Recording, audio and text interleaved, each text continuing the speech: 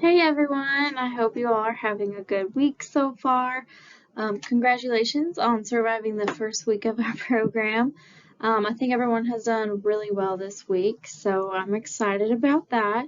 But I wanted to make this week's lessons kind of on meal prep with some tips and advice on how to go about doing that.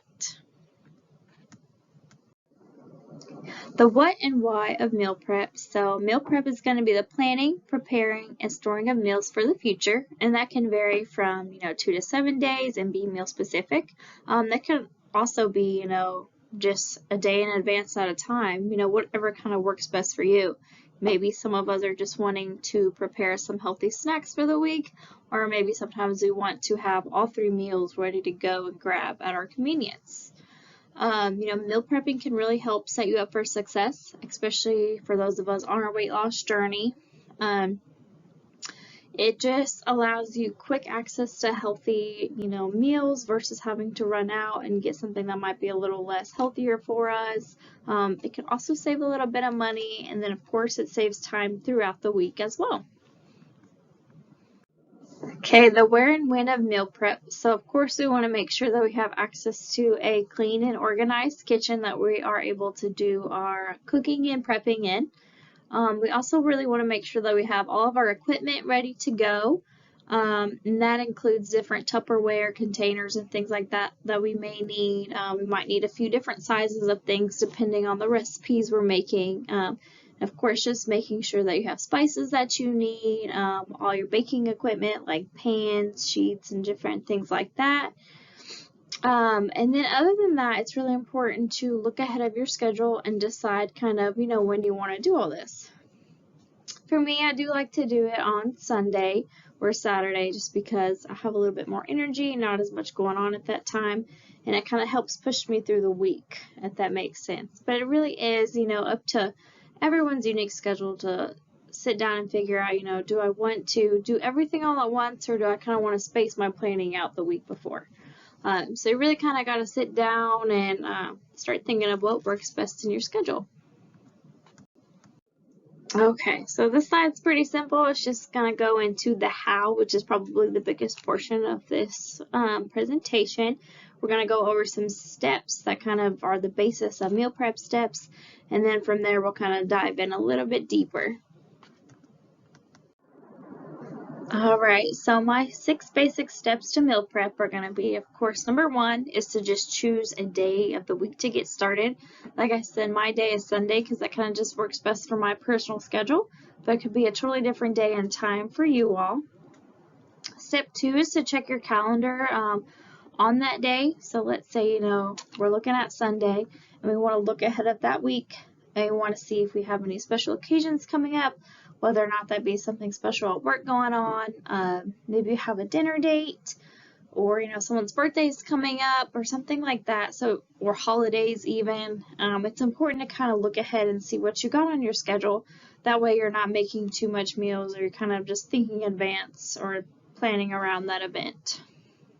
So step 3 is to check out your fridge and pantry.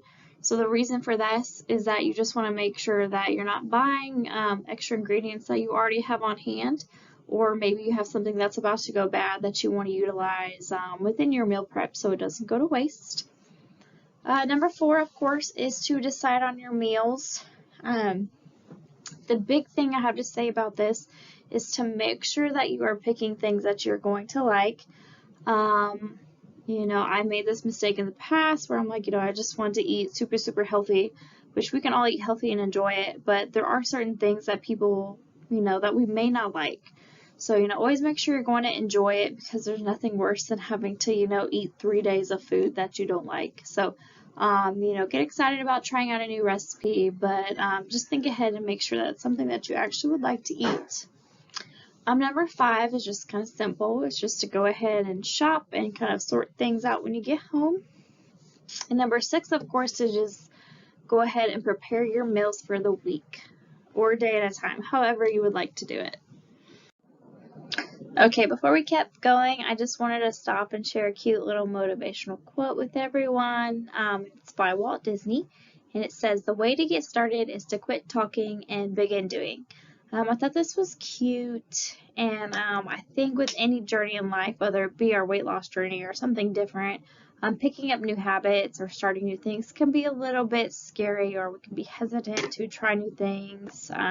So I thought this was, nice to just kind of throw in there. My goal for everyone is to, if we could get at least one new healthy habit out of this whole program, that would make me super happy. So I just wanted to share this little quote. And hopefully put a smile on your face before we keep going. Okay, so moving on, I want to talk a little bit about meal composure for when you're picking out your recipes or for when you're creating your own recipes for your meal prep. If you look over here, we have this plate on the side. This is kind of, a good visualization of what we want some of our meals to look like throughout the day. It's very balanced. We're going to want about half of our plate to consist of fruits and vegetables. And then a quarter of our plate be made of lean proteins. And then, of course, that other last quarter of the plate, we want it to be full of healthy whole grains. And the blue circle in the middle kind of talks about incorporating healthy fats throughout your meals as well. And that can just be including a little bit of olive oil over your vegetables, or some things naturally have fat in them, of course, like some of our salmon will have healthy fats in it and things like that. So that's just kind of what it means by incorporating healthy fats throughout as well. But overall, I thought this was a good visualization of kind of what to go for when we are creating our meals for our meal prep, or even for dinners and meals in general. Alright, so now I kind of just wanted to share some preparation tips with everyone. And up first, we'll kind of talk about some produce tips. Of course, number one, very, very important, is to always make sure we are washing and drying our fresh produce just to get off any dirt and reduce risk of foodborne illnesses and things like that. One thing I will say about berries, so berries actually, the cell wall of them, like strawberries, blackberries, raspberries, they will break down a lot easier when kind of rinsed off by water. So my suggestion is, if you are going to kind of try to meal prep berries, trying not to wash them off like 3 or 4 days in advance, just because when they get to that 3rd or 4th day, they might be a little bit more mushy. So to make them, preserve them a little bit longer, my suggestion would be to go ahead and prep them in your container, but rinsing them or washing them right before consumption. And as you're going through your meal prep process, if you have any extra fruit or veggies left over, cut them up, put them in some baggies, or put them in some storage, and just put them in your fridge. That way you or anyone in your family has quick and healthy access to some fruit and veggies as a, nice little snack. As far as cooking methods, different ways to prepare your produce, you can steam them, roast them. I put blanching on here just in case some people really want to get into the meal prepping process and even start freezing some of the things. Blanching is kind of the act of boiling something, like, let's use green beans as an example. So you put those green beans in boiling water, and after so often you take them out and you put them over into like an ice bath, and that kind of stops the cooking process. But when you blanch items, it preserves the nutrients a little bit better. And once you freeze them, it'll hold those nutrients a little bit longer if you blanch them beforehand. So I just kind of wanted to throw that in there. And then, of course, is saving time. Not everything has to be fresh fruit and veggies. We can always go with canned or frozen vegetables as well. Just kind of watching out for sodium levels or added like sugars or things like that to those products. Another investment, if you really want to get into it, is getting a veggie chopper. It's kind of just this like not giant, but this cute little tool that you can put your veggie right on there and close it, and it will literally dice and chop everything for you at once. So I thought those were really cool. I wanted to throw that in here as something that might save you a little bit more time in this process. So moving on to some protein preparation tips. First, I'll kind of talk about some chicken. I feel like a lot of recipes will use chicken, and it's probably one of the most leaner cuts of meat, so it's a big go-to for people. So my tip there is to maybe get a rotisserie chicken that you're able to shred and use for your recipes, and maybe even freeze some of what you have left just remembering to kind of remove some of the excess skin to get, you know, some of that fat off. You can, of course, always bake your own chicken, but to save time, you can always, you know, like I said, get the rotisserie chicken. You get frozen chicken, canned chicken, or even like the chicken in the pouches. As far as meatless options, there's going to be beans, legumes, nuts, nut butters. Of course, dairy is going to have a little bit of protein in there. You go to tofu, soy products, eggs, quinoa, and then of course you have like your fortified protein products, whether that be like different protein bars or shakes. Even nowadays, I think they have like protein chips. So there's all sorts of different kind of products out there that are available for people who might not be super interested into eating meat every once in a while. Another tip I like to throw in here is that when you're cooking your grains, if you can find a good low sodium broth that you like, it can add additional flavor and a little bit of protein to it. An example of that would be using some beef bone broth or some chicken bone broth, and just kind of cooking your rice in there, so that way it gives the rice a little bit more flavor and, you know, more protein. As far as how long these protein sources may last, you know, if they're like your chicken or your red meat or your fish, I would say that they're probably only going to last about 3 to 4 days, and that is with the like the USDA guidelines. So for people who do meal prep 5 to 7 days, you know, that can be kind of hard to actually prep that much in advance because they do worry about, you know, overall food safety. So just kind of keep that in mind. I'd say 3 to 4 days is probably, you know, a good safe amount of time to store some of these foods. Okay, so moving on to grains. Of course, these are going to be like our breads, cereals, pastas, rices, things like that. Some of these items can be found in the freezer section, believe it or not. So just kind of take a scroll through your freezer section next time you're shopping, and take a look and see what they have. You know, I know they have like frozen pastas and things like that, which can maybe help save you some time through your process. You know, my favorite tip is to probably get a little creative with your grains. You know, mix and match them into different recipes, whether it be granola on yogurt, you know, different salad toppings. Of course, you can make fancy wraps and sandwiches. Then, of course, you can make pastas and different soups as well with grains. Here I have to rinse grain well, and primarily I'm kind of talking more about like brown rice. Rinsing those off pretty well can help remove some of the excess starch on there, which can help prevent it from clumping as much after you've done cooked it. And then another tip I have in here is to, I don't know if you all have heard of overnight oats before, but they are a great thing to meal prep for in the morning. And I will share a recipe for overnight oats, but basically it's just kind of like taking some oats, mixing in your favorite toppings, you know, maybe some fruit in there, a little bit of a sweetener, and of course your milk of choice, and then putting it in the fridge for a day, and then the next day when you wake up, you know, the oats have kind of absorbed some of that stuff. Some people eat it cold, or of course you can, you know, put it in the microwave for a few minutes before you go to work.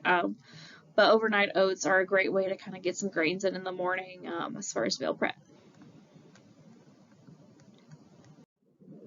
Okay, so now that we've talked about some like how-tos and different preparation tips, I wanted to talk about maybe this like 3-day meal plan example that I have done recently. It's not totally perfect, but it's just kind of like supposed to give you a nice little example. I personally don't like to prep more than 3 days just because I do get a little tired of kind of eating the same thing over and over again. 3 days is kind of my magic number. But if that's 4 or 5 for you, you know, that's totally okay. Everyone's going to be different. But here, so I did have Chobani yogurt for breakfast. It is a non-fat brand. They do also have lower sugar brands to choose from. Sometimes you could even get just like a regular, like unflavored type, and then, you know, put that into your containers and then top it with your favorite fruits, nuts, and maybe a drizzle of honey or something like that. That's just a very basic breakfast. And over to the far right, you can see I have some snacks listed. And the snacks I kind of put, you know, these are just some examples. Some of my favorite snacks that I personally like and you can kind of fit these in where you see fit, just depending on your personal hunger levels. For me, I always have to have my snack in between breakfast and lunch. So after I had my yogurt, I did kind of throw in a banana for my my fruit. And then for lunch, we'll go over this recipe because it's one of my absolute favorites, but I did have a mason jar salad. And then for dinner, I also kind of did something very similar, just because I had so much extra kale and shredded lettuce. But I did a taco bowl salad, and there's so many different ways to customize that as well. And then, of course, you know, other snack options that I put on here that are just my personal favorite. Of course, fruit, protein bars or shakes. You could even do smoothies and things like that. There's oatmeal small pouches that you can do and add some nut butter or toppings. And then, of course, like I really like the energy bites or granola bites and things like that. But like I said, this is just an example. Everyone has different preferences and things like that. This is just kind of something that I've done recently that I wanted to share with you all. Okay, so this kind of digs into my favorite mason jar salad recipe that I have. Over to the right, you can kind of see the ingredients for it, and on the next slide, I'll kind of show you a picture of what it looks like. But different ingredients kind of for this were like whole grain pasta, cranberries, chicken, and so on. Basically, with this recipe, or any kind of salad recipe, if you are going to kind of layer it in a cup or a mason jar or however you see fit, always try to put your dressings toward the bottom and then maybe your protein and leave kind of like your greens more at the top. This salad's one of my favorites because it is a little bit of everything. It's pretty balanced and tasty overall. The way it's made is that you kind of put your homemade dressing at the bottom, which is a mix of balsamic, honey, and olive oil.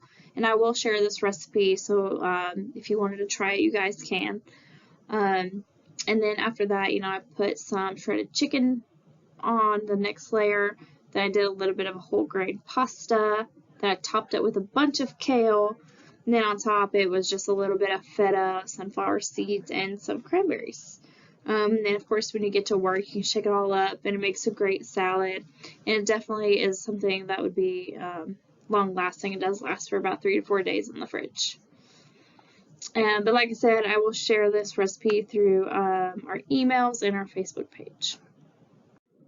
Okay, so here's my slide with pictures. As you can kind of see the salad in the background. It's kind of how I layered it up. Once again, it's a really good recipe. I do recommend trying it. But here I just kind of wanted to show two different options or kind of what it might look like.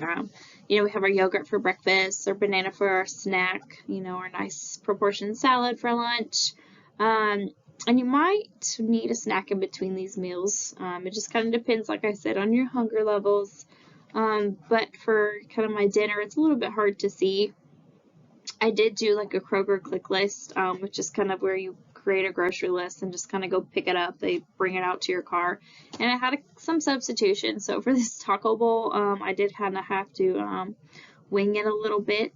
But overall, basically for the taco bowl, you know, I just did some shredded lettuce and kale, and then I did a line of like some fresh pico that I got from the store, some black beans. I wanted to do corn, but they sent me kind of the wrong thing. So instead I just did a little bit of some roasted potatoes and then some brown rice. And of course, you know, you can do whatever kind of toppings you like with the taco bowl. In that little cup right there, I did kind of create my own dressing per se. It's just like a light sour cream with a little bit of taco seasoning in there. And then just like a drop or two of water, which I know sounds weird, but once you mix it all together, it makes it more of kind of like a dressing for that salad. The difference in these two pictures here is one on the left, I kind of have that like oatmeal snack with peanut butter. And then to the right, I have like one of my favorite protein bars. Like I said, you might need another snack or two throughout the day just to keep you going. Everyone's needs are a little bit different. Just paying attention to what your body needs throughout the day is pretty important, and making sure that we're eating, you know, every 2 to 4 hours when we can. But overall, I just kind of wanted to share these two pictures of what my meal prep kind of looked like for this past week. All right, so that's kind of what I have on meal prep. I know it was kind of brief and to the point. But if anyone has any questions, please let me know. Of course, I'll be sharing some recipes, and I'll be working on next week's topic as well. So if anyone has any requests or, any questions in general, just let us know, and, we'll get to it. I'm working on getting some resources out to you all. But other than that, I hope week 2 is going well for everyone, and I will see you at our next weigh-in.